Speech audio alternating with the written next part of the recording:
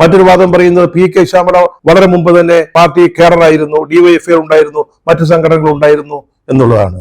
TK. Govindan ഉണ്ടായിരുന്നില്ലേ? 10-60 വർഷം പാർട്ടിക്ക് വേണ്ടി ജീവൻ ഒഴിഞ്ഞു വെച്ചവരായിരുന്നില്ലേ? എം പി ഗോവിന്ദനുമായിട്ടുള്ള വിവാഹത്തിന് മുമ്പ് തന്നെ പി.കെ. ശ്യാമള പാർട്ടിയിലെ ഉത്തരവാദിത്തപ്പെട്ട സ്ഥാനങ്ങൾ വഹിച്ചിരുന്നു എന്നൊക്കെ പറയുന്നുണ്ട്. ശരിയായിരിക്കാം, ഡിവൈഎഫ്ഐയിൽ എന്തൊക്കെ പദവികൾ ഉണ്ടായിരുന്നു. ഒരുപക്ഷെ പി.കെ. ശ്യാമളയുടെ സ്ഥാനാർത്ഥിത്വത്തെ എതിർക്കുന്നവര് അവർക്ക് പിന്നീട് ലഭിച്ച സ്ഥാനങ്ങളൊക്കെ എം പി ഗോവിന്ദന്റെ മേൽവിലാസത്തിൽ കിട്ടിയതാണെന്ന് പറഞ്ഞാൽ ആർക്കാണ് എതിർക്കാൻ കഴിയുക? തളിപ്പറമ്പിൽ ഒരു വനിതാ സ്ഥാനാർത്ഥി വേണമെന്ന് തീരുമാനിച്ചു. അവിടെ നിന്ന് മറ്റൊരു വനിതാ സ്ഥാനാർത്ഥി ഉണ്ടായിരുന്നില്ല. അതുകൊണ്ട് പി.കെ. ശ്യാമളയുടെ പേര് പാർട്ടി പറഞ്ഞു. അത് എം പി ഗോവിന്ദൻ അംഗീകരിച്ചു എന്നൊക്കെയാണ് രാഗേഷും എം പി ജയരാജനും ഒക്കെ പറയുന്നത്. ഇത് കാലിന്റെ അളവനുസരിച്ച് ചെരുപ്പ് തുന്നുകയല്ല, ചെരുപ്പിന്റെ അളവനുസരിച്ചിട്ട് കാല് മുറിക്കുകയാണ്.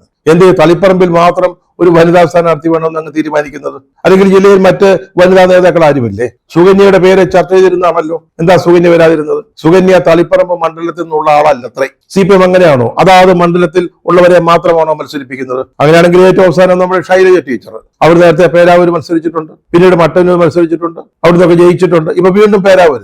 അത് അവരുടെ ജന്മസ്ഥലം നോക്കിയല്ലല്ലോ തീരുമാനിക്കുന്നത്. പി.കെ. ശ്യാമളയ്ക്ക് മാത്രം എന്താണ് ഈ ഒരു സൗജന്യം അല്ലെങ്കിൽ ഈ ഒരു ആനുകൂല്യം ലഭിക്കുന്നത്?